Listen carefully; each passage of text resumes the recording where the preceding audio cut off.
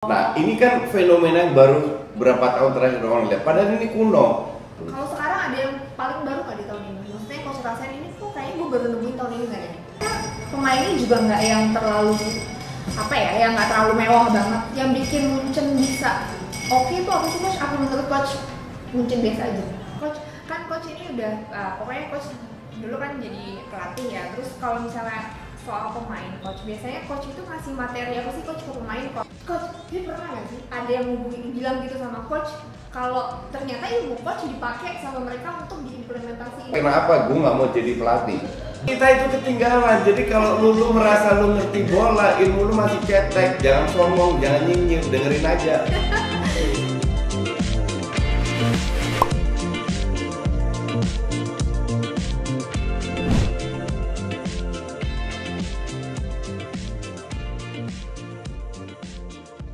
Kalau misalnya kiper tuh banyak yang kayak suka keluar dari areanya gitu, soal ke depan itu misalnya kosong terus tiba-tiba kalau ada counter attack itu terus kayak kebobolan lah atau misalnya colongan. Itu risiko. Itu gimana? Itu tapi mereka tuh sebenarnya keluar dari kotaknya itu kenapa sih coach? Jadi gini, kiper yang keluar dari kotaknya adalah dalam zaman sepak bola modern sekarang itu adalah pemain 11 yang kalau seandainya di press dia bisa passing ke kiper. Jadi kiper fungsinya tidak hanya penjaga gawang tapi juga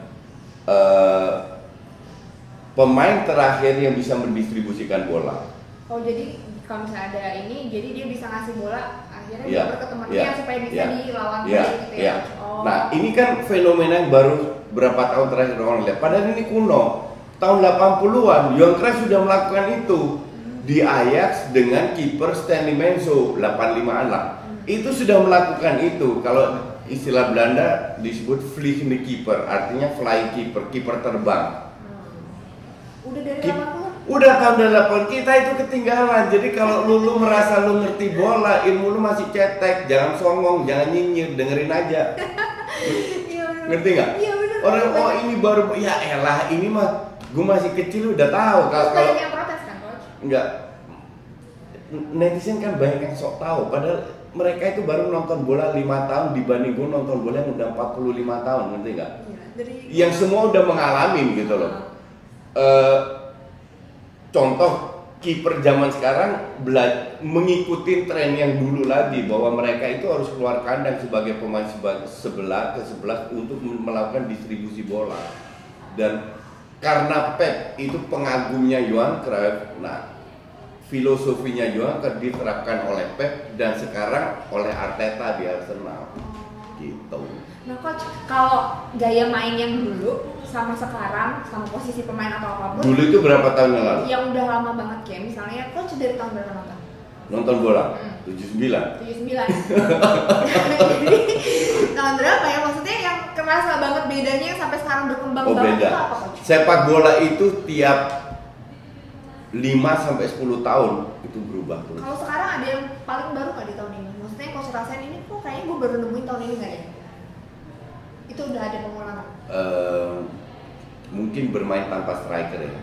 Bermain tanpa striker maksudnya gimana? Ya nggak ada pemain depan. Oh, jadi semua turun ke tengah, semua turun ke bawah. Itu belum banyak tim yang melakukan itu. Tunggu, itu pola mainnya gimana? Sama 4-3-3 cuman pemain nih. Let's say 4-2-3-1 yang line up yang paling gampang lah. Ya, gini kan. Ya. Ini kan striker, ya kan? Biasanya kan masuk ke dalam di cover sama wing, ya kan?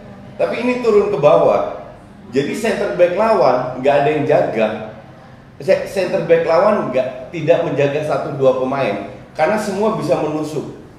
Dia bisa geser ke sini, tarik ruangan, ini yang masuk, ini yang masuk, ini yang masuk, semua bisa. Gitu dan atlet belum banyak tim yang bermain tanpa tanpa striker lah. Barca bermain seperti itu. Sampai sekarang? Biasanya Messi ditaruh di tengah kan, padahal dia semua orang tahu dia selalu mundur ke belakang. Dan akhirnya kan Frenkie de Jong yang sering ke depan untuk mengisi posisi kosong yang ditaruh oleh Messi, yang ditinggalkan oleh Messi. Terus kalau di City, Aguero kan udah lama nggak main. Kadang-kadang Gapsus, tapi seringkali Sterling ditaruh di situ, atau Mahrez ditaruh di situ, atau Foden ditaruh di situ. Tapi bermain dengan striker itu kayaknya menjadi tren ke depannya. Dortmund bermain dengan Haaland tapi itu juga kemana-mana. Jadi kayaknya ke arahnya akan lebih banyak tim yang bermain tanpa real striker. Coach, aku tuh penasaran sih sama Munchen. Munchen itu kan kayaknya kalau ya udahlah, kalau di Bundesliga kan dia pasti superior ya, maksudnya kayak susah ada tandingannya. Terus tapi di Eropa dia juga sama-sama kayak gitu. Nah padahal kan mereka pemainnya juga nggak yang terlalu yang nggak terlalu mewah banget. Yang bikin Munchen bisa oke itu apa sih Coach? Apa menurut Coach Munchen biasa aja? Enggak, Munchen itu bagus banget. Bagus banget kan? Cuman sekarang terbukti bahwa motornya di Munchen itu kan Kimi kalau dia sebagai DM, Goretzka, Müller, Lewandowski, itu motornya. Nah berapa match terakhir Müller sama Goretzka nggak main, keteteran. Kemarin kalah 1-2 lawan Frankfurt. Sebelumnya ketinggalan 3-0, 3-3. Jadi aku nonton pas Piala Dunia antar klub lawan Tigres Meksiko, mainnya jelek. Iya, cuma enggak 1-0. Bukan 1 ya? 1-0. Mainnya jelek banget. Bukan masalah skor, tapi mainnya jelek banget karena ketiga pemain ini, Gnabry, Coman sama Sané itu enggak terlalu egois mereka. Mereka nggak bisa bermain as a team. Nah, sementara kalau ada Goretzka, Müller dan Lewandowski lawan Tigres itu nyaris nggak dapat bola. Iya. Nah, kalau ada Müller dengan Goretzka, mereka lebih fokus ke Lewandowski. Jadi tergantung kekompakan pemain juga. Nah, kebetulan tahun lalu itu kompak banget Munchen. Tapi performa Munchen sekarang pun menurun ya. Itu pun menurun sama kayak Liverpool lah. Juara dengan berapa poin, 20. Tahun ini bisa ngedrop gitu. Ya, bisa. Ini sepak bola, itulah indahnya sepak bola, nggak bisa diprediksi. Nggak bisa, oh ya, that's why aku paling benci kalau dia tanya prediksi apa. Enggak, kita bukan paranormal. Nggak bisa diprediksi sama sekali. Karena anything can happen di lapangan. Coach ini udah pokoknya Coach dulu kan jadi pelatih ya. Terus kalau misalnya soal pemain, Coach biasanya Coach itu ngasih materi apa sih Coach ke pemain? Kalau misalnya kayak kan kalau pemain untuk ngembangin dirinya nggak cuma kayak dia harus belajar sendiri, tapi ada materi dari pelatih ya. Biasanya kalau pelatih itu ngasih materi apa sih Coach buat si pemain-pemain ini? Gini ya, kita harus tahu kualitas pemain. Oh, jadi tergantung si pemain? Iya. Individual dan as a team. Jadi banyak pemain di Indonesia nggak bisa terlalu banyak menghafal lah kasarnya. Kalau kita cecerin dengan banyak hafalan nggak akan jalan juga. Oh, jadi kayak misalnya kalau misalnya kalian mau materi yang gini, kalian harus gini-gini Iya. Banyak yang lupa. Iya, jadi ada beberapa yang dihafal. Contoh set piece kalau corner. Oh, itu hafalannya. Ya, itu hafalan. Contoh free kick. Nah, itu hafalan. Ada variasi lah. Tapi aku selalu mencoba memaksa mereka berpikir, oke, kalau kita passing ke kiri, kita harus lari kemana? Memposisikan diri seperti apa? Oh, diajarin Dan kenapa? Iya. Aku ajar mereka berpikir. Ya? Iya dong. Sedetail itu. Karena di lapangan ini futsal ya. Karena di lapangan kan bisa banyak terjadi. Jarak antar pemain berapa jauh? Kalau terlalu jauh, apa yang harus kita lakukan? Kalau misalnya main 3-1, satu di depan kan jarak jauh. Itu apa yang harus dilakukan? Kalau kita di press, apa yang dilakukan? Nah, itu lihat kualitas pemain yang ada. Dengan kualitas pemain ada, kita adaptasi strategi. Jadi bukan, oke, gue datang, gue pelatih ini strategi gue mau main kayak begini, kalian adaptasi. Nggak kayak gitu. Nggak bisa. Jadi kalau misalnya ganti pemain berubah juga? Iya, ganti pemain berubah. Kalau futsal kan setiap saat bisa ganti. Jadi tim pertama dan tim kedua itu beda strategi. Materinya juga berarti pas latihan beda juga? Iya, enggak, kalau materi mereka harus belajar semua. Okay. Tapi kenapa mereka belajar semua? Biar ntar, oke, kalian tim kedua kita main bukan 3-1 tapi 4-0 contoh. Ini juga strategi untuk mengelabui lawan. Terus kalau main 4-0, satu pemain diganti, main kembali ke 3-1. Jadi kalau enaknya di futsal setiap saat bisa diganti, setiap saat bisa ganti strategi. Kalau sepak bola kan nggak bisa. Tapi di sepak bola pun sama. Oke, lu sebagai striker, kalau center back-nya lebih maju ke depan, lu ikut turun. Tapi kalau seandainya center back-nya lebih maju ke depan, kita pasang 2 striker. Ngerti nggak? Nah, hal kayak gitu, instruksi seperti itu bisa dilakukan.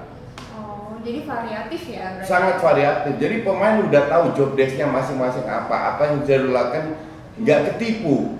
Jadi nggak ada surprising element dari lawan. Lawan mau main apa aja kita bisa antisipasi. Ngerti nggak? Karena di sepak bola di lapangan pelatih nggak segampang itu untuk ngerubah strategi. Iya sih, susah juga kan. Ya, that's why kalau misalnya dari awal nih, kan dari awal pemain misalnya datang coach melatih, ini masih nol nih, maksudnya masih belum tahu posisinya apa. Itu tentuinnya gimana sih coach? Ditanya satu-satu? Enggak, satu kita tanya dulu. Oke, lu nyamannya main di mana? Awalnya ditanya gitu. Iya. Dia bilang, oke, gue lebih suka jadi striker. Oke, terus latihan kan kita lihat. Cocok nggak? Kalau nggak cocok kita sulap.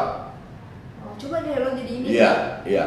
Oh bisa gitu. Sering, bukan bisa, sering. Terus kalau misalnya dia udah posisinya biasanya dia main di striker, terus coach pindah tiba-tiba dia jadi midfielder atau misalnya itu kan juga ya banyak. Sering.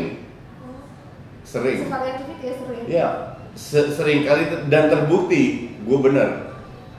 Oh gitu. Iya. Oh kadang sering kali terbukti. Kita ngerasa kan kadang-kadang gue kayak jagonya di sini deh, bisa dia suka, tapi ternyata di lapangan belum tentu.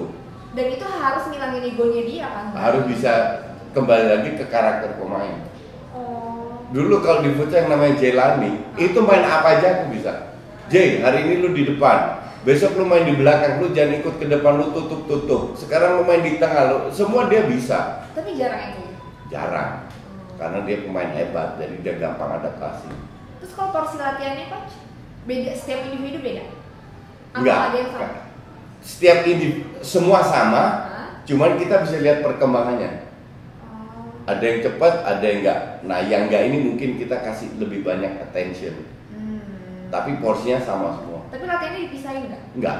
Tetap gabung jadi satu semua. Iya. Oh, terus misalnya coach udah lagi mau tanding nih, nentuin line up. Itu coach lihatnya biasanya dari kayak match sebelumnya, atau misalnya nentuin dulu nih kayak abis match apa, terus dia latihan, lihat nih perkembangan di latihan atau gimana sih? Atau dua-duanya coach? Enggak, ya dari match sebelumnya kita mengambil positifnya kan. Positifnya apa, negatifnya apa, kita lihat kalau ini dengan ini mainnya lebih kompak atau enggak. Itu kan ada, bisa terjadi ya. Kita rubah lagi. Kalau seandainya dari match sebelumnya ini mainnya kompak ya kita pertahankan. Tapi kalau ada satu yang nggak bisa ngikutin, kita ganti. Atau kalau 4-4 gak jalan, kita rombak. Jadi semua bisa dilakukan oleh pelatih, tergantung match sebelumnya, tergantung kapasitas pemain, dan juga tergantung kualitas lawan. Apakah lawan di atas kita atau di bawah kita? Jadi kayak taktik juga ya? Iya, kalau lawan di atas kita ya kita harus rombak strateginya, nggak bisa dengan sebelumnya strategi yang sama yang kita menang besar karena lawannya jelek. Next matchnya kita ketemu lawan yang lebih bagus, nggak bisa pakai strategi yang sama ya. Dirubah lagi. Jadi emang selalu berubah ya semuanya? Iya, semua banyak faktor. Apakah ada pemain inti yang cedera, kan kita nggak tahu, atau suspend, lawannya siapa, pemain pentingnya lawan siapa. Makanya jadi pelatih itu susah. Inilah that's why kenapa gue nggak mau jadi pelatih. Bukan karena gue nggak sanggup, gue sangat sanggup. Di sepak bola pun gue sanggup. Tapi apa, gajinya kecil, nggak bisa jadi kaya, suruh mikir nggak sesuai. 24 jam sehari, 7 hari ngapain? Mending gue main saham, mending gue ngevlog. Yang duitnya jauh lebih banyak daripada cuma ngelatih, ngerti nggak? Bisa berapa kali lipat? Iya, banyak lah. Intinya adalah my knowledge, ilmu gue salurkan lewat ngevlog, lewat video, nggak harus di lapangan. Coach, dia pernah nggak sih ada yang bilang gitu sama coach, kalau ternyata ilmu coach dipakai sama mereka untuk diimplementasiin? Sering. Banyak ya pelatih? Sering, karena ketulis dua buku. Banyak yang buat skripsi. Banyak banget ya? Banyak. Oh gitu? Iya. Nah, terus coach kalau misalnya gaji pemain gaji pemain itu biasanya pelatih itu ikut campur nggak sih? Maksudnya ikut campur dalam artian misalnya kayak harusnya enggak ya, okay. harusnya enggak, cuman pelatih kasih masukan, oke ini pemain penting. Jangan sampai pemain ini lepas. Jadi tolong dipertahankan, ya caranya gimana manajemen yang atur. Jadi gajinya dinaikin atau apa, dikasih bonus gitu biar dia bertahan. Oh, jadi kayak tergantung talenta pemainnya juga. Ya, tergantung kebutuhan tim. Kalau ada yang bagus tapi sombong nggak apa-apa, ya bisa. Dan harga jualnya masih mahal, bisa aja di-kick. Bisa. Jadi hanya sekedar ngasih masukan aja kalau pelatih. Yeah. Dan menit bermain juga biasanya kayak untuk next season berpengaruh nggak sih coach buat mainnya? Misalnya dia dikontrak lagi nih, misalnya dia kan menit mainnya tuh kayak banyak mainnya, terus udah gitu dia selalu jadi starting line up, terus nanti untuk di musim selanjutnya dia mau dikontrak lagi nih, biasanya ada berjanji untuk naik lagi gitu ya? Kayak gitu? Iya, ada. Pasti ada ya? Jadi kalau dia di awal musim, contoh kontrak tinggal setahun, awal musim dia nggak terlalu bagus, tapi menjelang musim tambah jauh, bermain tambah bagus. Kontrak harus diperpanjang. Pelatih gimana nih? Kita harus perpanjang, kalau enggak dia keluar dengan gratis. Pelatih bilang, oh dia mulai mendapatkan performanya, udah semua lagi oke, perpanjang. Kalau dia tetap nggak mau diperpanjang, Januari jual, winter break biar dapat duit lagi. Gitu. Jadi banyak trik-trik strategi. Ini sebuah tim yang hebat itu. Yang berprestasi adalah kinerja antara manajemen, tim pelatih, pemain. Jadi 3 faktor ini harus kompak. Kalau satu faktor nggak kompak, contoh manajemen nggak mendukung, pelatih sama ini bagus, bisa berjalan, tapi mungkin 2-3 tahun habis itu jeblok. Contoh paling bagus apa? Liverpool. Ya, itu manajemen nggak bantu tim pelatih, pelit. Tapi 2-3 tahun ya sekarang kelihatan hancur, jeblok. Dan kalau nggak ada perubahan musim depan, susah naik. Jadi ini kadang-kadang masalahnya justru ada di manajemennya gitu ya coach ya? Ya, jadi gitu ya? Kinerja, kalau manajemen bagus udah diberikan semuanya, pemainnya bagus semua, pelatih katro kayak Chelsea, jadi pecat, nggak jalan juga. Datang Tuchel, ya kan? Nah ini semua masalah waktu, masalah apa ya? Akan kelihatan. Iya, waktu yang membuktikan bahwa 3 faktor ini cocok atau enggak. Kalau ada 1, 2, 3 pemain yang mungkin pemain bagus, kayak Ziyech itu pemain hebat, tapi kalau nggak dikasih menit bermain susah juga. Iya, nggak berkembang juga kan? Iya. Jadi coach kalau coach ditawarin jadi pelatih, nggak usah lah ya? Apa? Nggak usah ya ngomongnya. Pelatih. Di Indonesia enggak, sorry to say. Banyak cara untuk cari duit dan yang lebih gampang nggak stres kayak pelatih. Dan ini coach bantuin aku juga, bantu nyari duit ya coach. Coach makasih banyak. Ya, sama-sama. Sharingnya hari ini mudah-mudahan bermanfaat ya buat semuanya. Tuh yang udah nanya-nanyain, akhirnya kita udah bikin konten lagi sama coach. Makasih banyak yang udah nonton, jangan lupa like, subscribe, komen, terus share sebanyak-banyaknya ke teman-teman kalian. Jangan lupa juga dong, apa coach Justin ya namanya, udah pada tahu sih kayaknya. Namanya Coach Justin sebenarnya udah nonton. Makasih banyak, Coach. Makasih. Dah.